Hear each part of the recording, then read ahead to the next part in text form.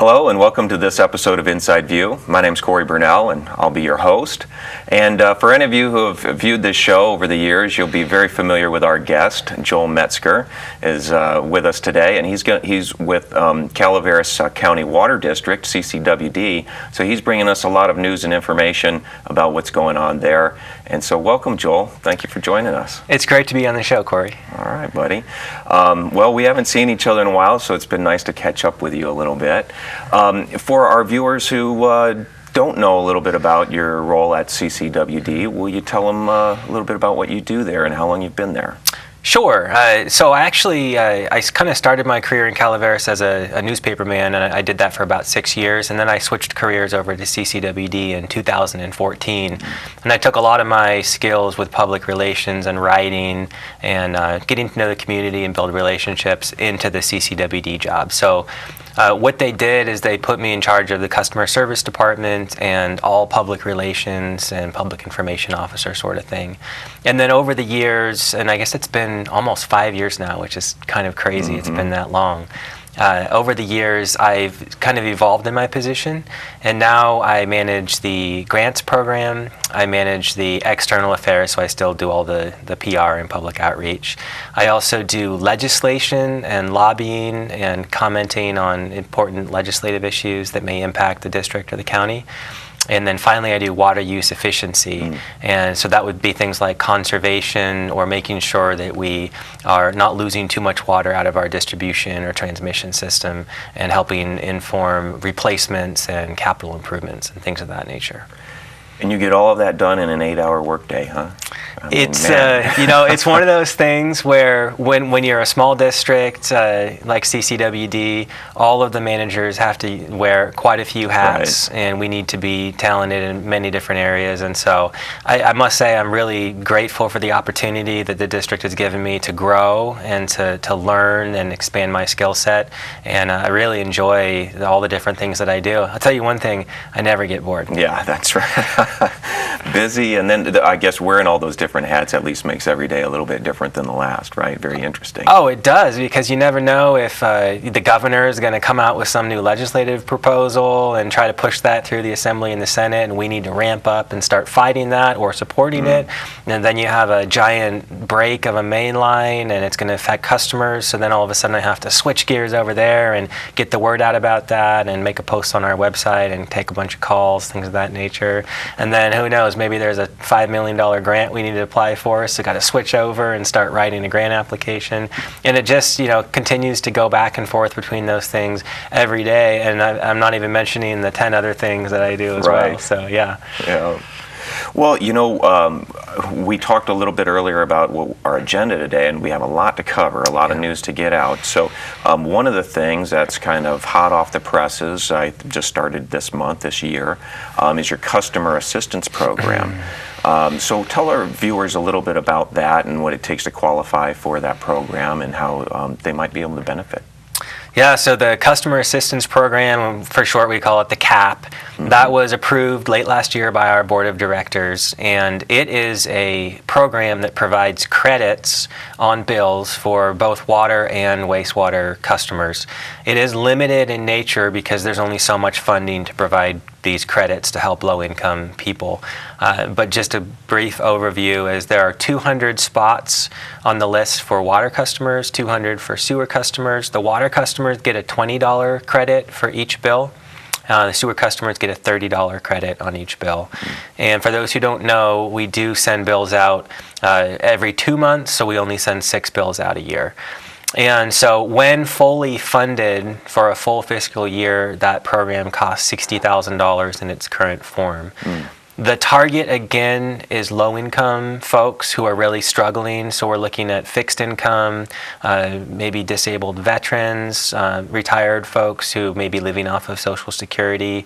Many stories that I've personally heard when I have gone throughout the community and made presentations about things like rate increases. And the people who attend, many come up and say, this is really becoming a hardship for me and my family. I'm making choices between my water and sewer bill and whether I can buy food or medicine or put gas in my car. And I'm really having a hard time. And this bill is one of the main things that's causing that, along with all my other expenses. And so I heard that, the general manager, Dave Egerton at the time, heard that, and the board of directors also heard those comments. And they directed staff to develop a program in policy, not that they would fund it, no guarantee, but develop a policy and bring it to them, and then they would look at it and see if they would want to fund it at that time or maybe a future time. And so I took the lead on developing that policy, and we had community meetings, and we had board input. We had a lot of people attend workshops, and we have shaped a policy by the end of last year. And the board overwhelmingly supported putting that into effect right away instead of waiting. And so that was put into place. It started January 2nd of this year, which is just a couple weeks ago as of the filming of this show. And what people need to know is it is filling up really fast. Right. There's a lot of poverty in this county, a lot of people who are struggling, and we are the biggest district, so we have a lot of customers. And so many of them are in the categories that this program is designed to help. And so the water side of it is nearly full. I think we're at 190 plus of the 200 spots, so people need to get going on that quickly. Wastewater is about half full, so there's still roughly 190 spots left on that, so there's more opportunity to get in on the wastewater side. The key qualifier is your income level. You need to be at 200% of the federal poverty guideline or below. And so you basically need to provide us with a PG&E care program proof on your bill. And that basically is signifying that you meet that 200% threshold. And if you provide the district with the fully filled out application that's on our website and available at our headquarters, and the care program, then we will be able to review that and most likely add you to the program. If you're a tenant, you're going to need to provide us with a copy of your lease agreement with your landlord, or if you can't provide that, you're going to need to bring in a release form from the landlord that allows you to apply for the program. Yeah, and I saw that form's on your website as well. It is on the website as well, and you can call us at 754-3543. We can email that out to you. We can walk you through the form. Whatever we can do to help, we want to be there for the customers. And your website's ccwd.org, is it? It is ccwd.org, and the main picture on the first page that loads is the customer assistance program. You'll see like a helping hand photo. Click on that, and all the information is on there. And if someone says, well, I haven't enrolled in the PG&E care program, but there's also that they could go to the Resource Connection and perhaps have the Resource Connection verify that their income qualifies below the level? Exactly. And so that's the backup. If you aren't on the care program, whether you qualify or not, you just haven't signed up potentially, you can go over to the Resource Connection Food Bank, which is actually right across from CCWD off of George Reed Drive in St. Andreas. And they can request paperwork from you and income statements, and then they can give us the yes, they are qualified, or no, they are not qualified. Okay. Yeah. Well, now this is a pretty unique opportunity, you might say, as far as utilities subsidizing the cost. Can you speak to really why CCWD can do this and perhaps some other utilities can't subsidize costs for low income? Yes, it's really unusual that a special district like CCWD can provide any kind of a credit to customers like this. And for many years, in fact, all of the district's existence prior to now, there was no ability to use any of the district's funds to give this credit. There was a brief time when we had a golf tournament that raised some money, and those donations were used to help some folks out, but no dedicated funding source. And the reason is because of Proposition 218.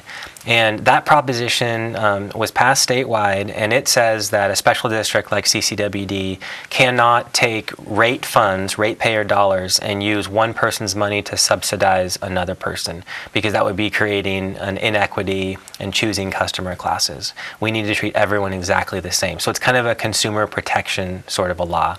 And so that's prevented any kind of subsidies from going on among special districts. And when you think of a special district, you can think of things like a fire district, a school district, a cemetery district, a water district, a sewer district. So there are a lot of special districts out there. And you don't see subsidy programs really for any of those. What CCWD did was look at that law and look at other rates that weren't coming from customers, other revenues. Mm-hmm. So another revenue would be property taxes. We get property taxes each year from the countywide pool, just like many other districts get, like fire districts and school districts. We also get hydropower revenues from hydropower plants that we own. Mm-hmm. We have investment income that is non-rate revenue, and things of that nature. And so we could take those revenues and we can use them with much wider discretion than we could rates from our customers directly. So what the board did is they took property tax revenue in this case, and they funded half of a year program between January and the end of the fiscal year in 2019, and then they'll revisit this program with the budget cycle, which will be approved at the end of June. Oh, okay. Okay, so they could then take the number of customers up or down at that time. Now, people have to renew and qualify for this each year, is it, as their income changes? Perhaps? Right, we don't want to just put someone on and then just have them be on forever. Right. Because the first program is only half of a year and then it's going to be linked to the fiscal year, we're not having people renew until 2020. Oh, okay. But at that time, everyone's going to have to renew between, I believe it's April and the end of May every single year.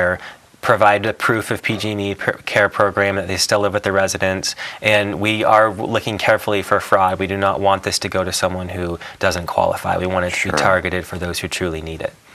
Well, since we're talking about CCWD and rates, what about our viewers who are concerned about why their rates are what they are or are higher than perhaps maybe they hear somebody living elsewhere and paying less for their water? Can you talk about some of the challenges that CCWD has that go into developing the rates that you charge? Yeah, we don't enjoy or get any pleasure out of raising rates on our customers. In fact, it's one of the hardest things that I personally ever have to work on as an employee of CCWD, especially in light of what we just talked about with the people who approached me personally and said, this is really a hardship for me. And so that's why I'm proud that the board did take action and put in place some assistance, but I also understand that these rates are higher than in other areas and that they can create hardship or frustration or confusion for people. Mm-hmm. And what I hope is that when people do have those questions, they'll come to me, but I want to give you a little explanation of why we may be paying more here than a town in the Central Valley like Stockton or Lodi or the Bay Area. And some of the main reasons include we have a very small population and we have a very large service area. Mm-hmm. And that doesn't work out very well when you think about a lot of pipes and a lot of treatment plants serving a very few people who live far apart. And so down in Stockton, you might have hundreds of people on a short section of pipeline. Here, we may have a handful of people being served by that same length of pipeline. And so we lose the economy of scale from that one pipeline not serving very many people, whereas down there, they can really benefit from that. Another thing is our topography is very challenging here in the foothills. We have a lot of elevation gain and drop. And so when we're moving water, we're either using a lot of electricity to pump it up and over hills to get up to our higher reach customers, or as it runs downhill, it speeds up and gains pressure, and we have to slow it down using pressure reducing valves, which means a lot more infrastructure, a lot more maintenance, and a lot more energy. And so when we have elevations ranging from about 200 feet above sea level down in Wallace to 5,000 plus up in the Camp Connell-Dorrington area, you can imagine how expensive it is to move water and sewer around in those type of areas. Wow. And then I think, perhaps the biggest challenge is we are not a connected system. We have 6 water plants that are totally on their own and independent. So we have to have 6 operators, 6 sets of chemicals, 6 facilities, as opposed to down in other larger metropolitan areas, you may have one really large water plant that serves the entire community, and then you just have staffed that one plant. Same thing with sewer plants, but worse. We have 12 separate sewer plants throughout Calaveras County. And so when you think about having to staff all of those plants and keep them all maintained and keep the infrastructure updated, it is absolutely really, really horribly expensive. And so, many of these we didn't want to take over, but we had to because they failed, and the state came in and said someone has to take control of these systems. And so, kind of just being the biggest and having the most resources, we were, kind of in a way forced to absorb some of these smaller systems. And over the years, we've gotten bigger and bigger. And now we're kind of stuck because we can't take services away from these small communities that are depending on us. And those are some of the main reasons why our services are more expensive than other areas. And I should not forget to mention the state regulatory burden. The state continues to put more and more regulations on us, make us do more tests, make us comply with more environmental regulations, and the burden is just getting heavier and heavier, and all of those tests and all of those burdens cost a lot of money. And I don't see an end in sight. It seems as though there are more and more unfunded mandates. And so it's really tough. All I can tell people is we do our best to do what we can to keep our costs down, but it is a very challenging situation. Yeah, absolutely. Well, one of the announcements for this show here was that the CCWD board hired a new director, right? Michael Minkler will be the next general manager of CCWD. He will. Sounds like he's got some challenges in front of him. He has some challenges, okay. Yeah. I know he knew what he was getting into because he's a local guy. But we had Dave Egerton move on to a new position. That was at the end of October of 2018, just a few months ago now. And Dave actually took a dream job with the Association of California Water Agencies, ACWA is what you might see in the headlines.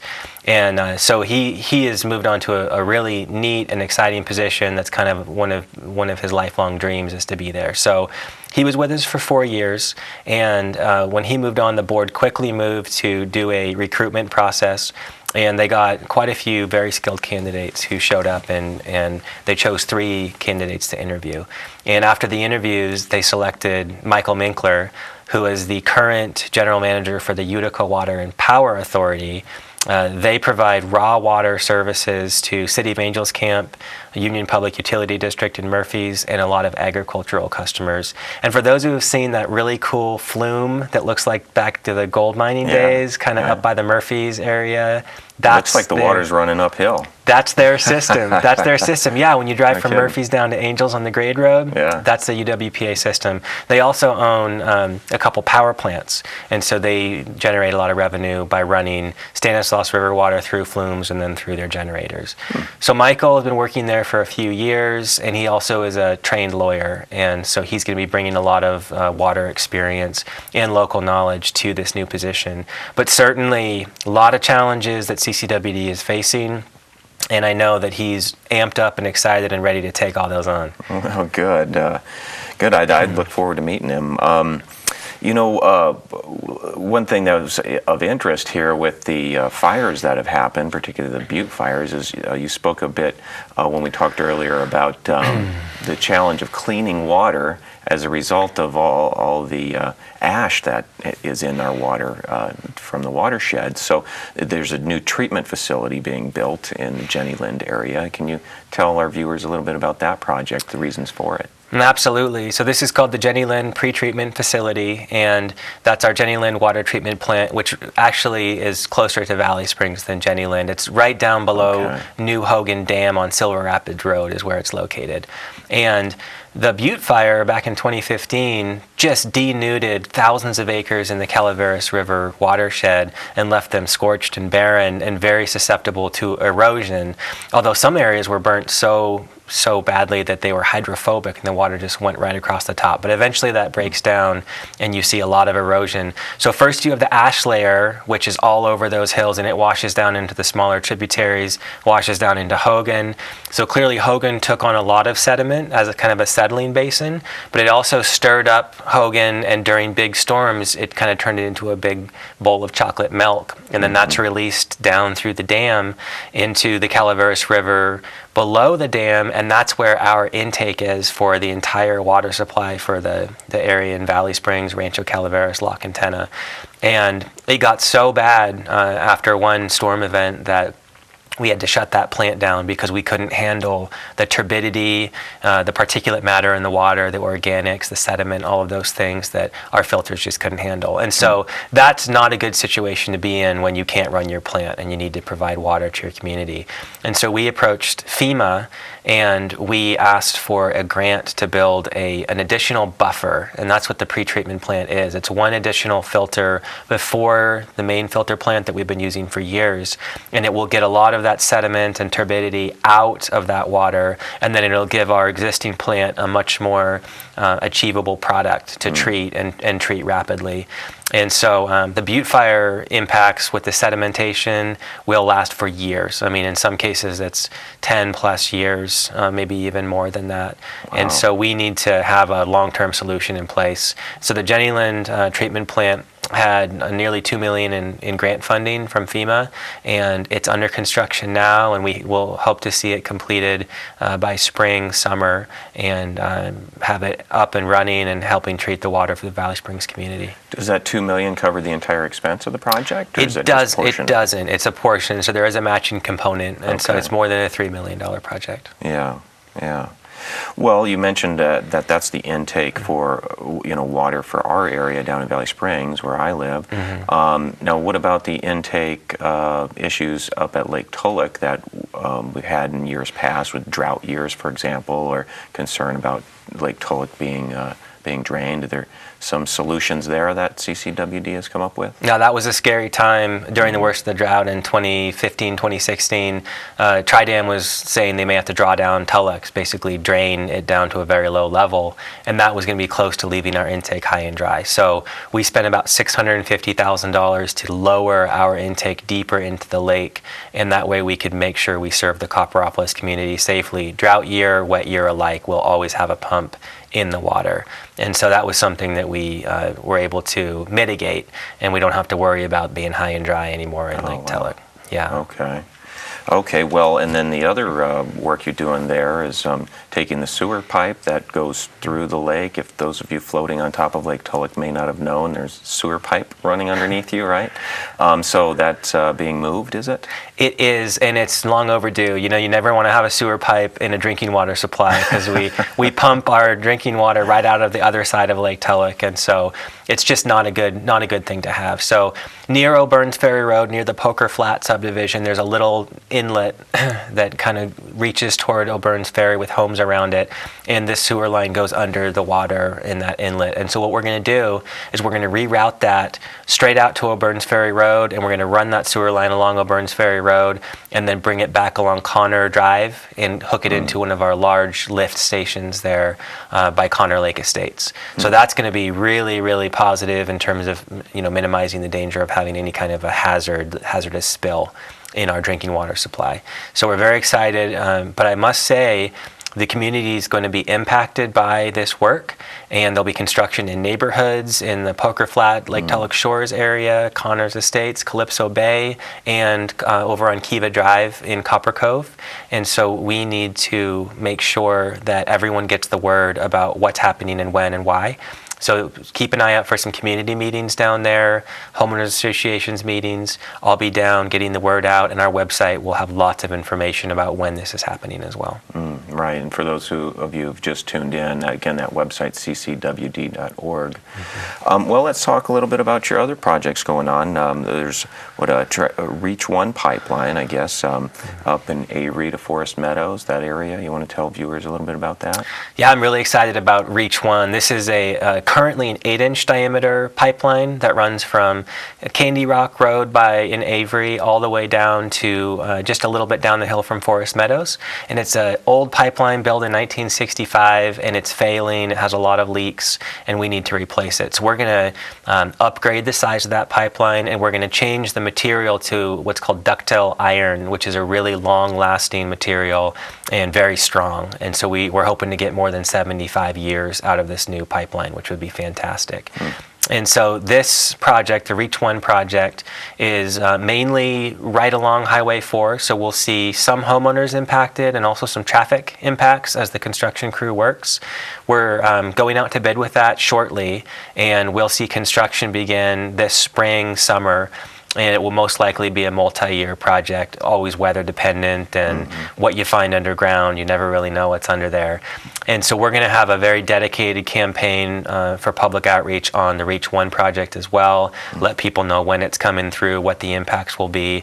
But what's great is this pipeline is going to provide a much more reliable supply, more water, and better fire flows. And as everyone knows, that Highway 4 corridor is absolutely critical to stopping large wildland fires. We might remember back in the 90s when the old Gulch Fire burned right up into Forest Meadows, which is right where this pipeline goes through, and they were able to make a stand and prevent Forest Meadows from being burned. Well, that was water from our pipeline that was supplying the water tenders and the fire trucks. We're going to give them even more water with this new pipeline to do an even better job with fire protection. Well, you mentioned this an 8-inch diameter pipe. What was the current pipe there? So 8 inches? So it is 8. We're going to go up to a 12-inch diameter. Oh, you are? Okay. Yeah. So, is there a measure as to how much, good, clean water is lost due to the old pipes in your systems? You hear you have to go through all this expense to clean the water, and then if you have old pipes, you have leaks and you lose much of it. Do you have any knowledge as to what kind of loss rate you have? Absolutely. In fact, that's one of the things that I look at is our water loss, and I do an audit each year and look at that. And it is different by service area. But what we've noticed is that the best way to measure it is take our water production at our plants that we push out into the system. Then we look at all the water we've sold to all of our customers, and we take their meter reading data. And then we subtract the beginning amount of water from all the water that we've sold, and then there's some kind of delta, some kind of missing amount of water, and that's your water loss, or what we call it is unaccounted for water or non-revenue water. And so what we have found is we're anywhere from very little water loss all the way up to some pretty concerning water loss, above 20%. Oh. And the industry standard is you want to be under 10 if you can. And with aging infrastructure, sometimes that's really hard to achieve. But you certainly don't want to be up in the 30, 40, 50% water loss range, because you really are losing a lot of your chemical cost, your energy cost, and things of that nature. Right. And so we are looking to do a better job of measuring that delta and then using that data to figure out how to inform where we spend our limited capital improvement dollars, and say, okay, we know based on this data that we're losing the most water on this pipeline. And based on what we have, Reach 1 is definitely a very good candidate. We need to get that pipeline replaced. Okay, yeah, and well, we just have a couple minutes left, but I guess you've got one other pipeline project too, the Techite line? Yeah, there's a Techite line. This is a shorter line. So Reach 1 is like 4+ miles, so it's a long line. Techite's a lot shorter, but it is a very big diameter pipeline. It's up in the Big Trees Village area, and it is made out of a very poor construction material, which has really been failing for anyone who used it. The company's since gone under. It's just not a good product. And so we have a lot of major breaks that put people out of water. Oh, wow. So what we need to do is just get that old bad material out of the ground. We're going to downsize that pipe because we really don't need to account for a whole lot more growth up in Big Trees Village. It's mostly built out, not a whole lot new subdivisions going in there. And that'll provide a lot of benefits for the community. And namely, we won't have those water outages, we hope, once this new line goes in. So that one is nearing completion on the design. We should see that go out to bid soon, and then we'll try to get that one in construction as soon as possible too. Awesome. Hey, you got a lot of it in. I know we didn't get to some of the regulatory stuff we wanted to discuss, but maybe another show, another time. A lot of good information, Joel. Thank you very much. To our viewers, that was Joel Metzger, who's with CCWD, giving us fantastic updates on what the good work they're doing there. Thank you all for joining us. Again, I'm Cory Burnell, and this was Inside View. We'll see you next time.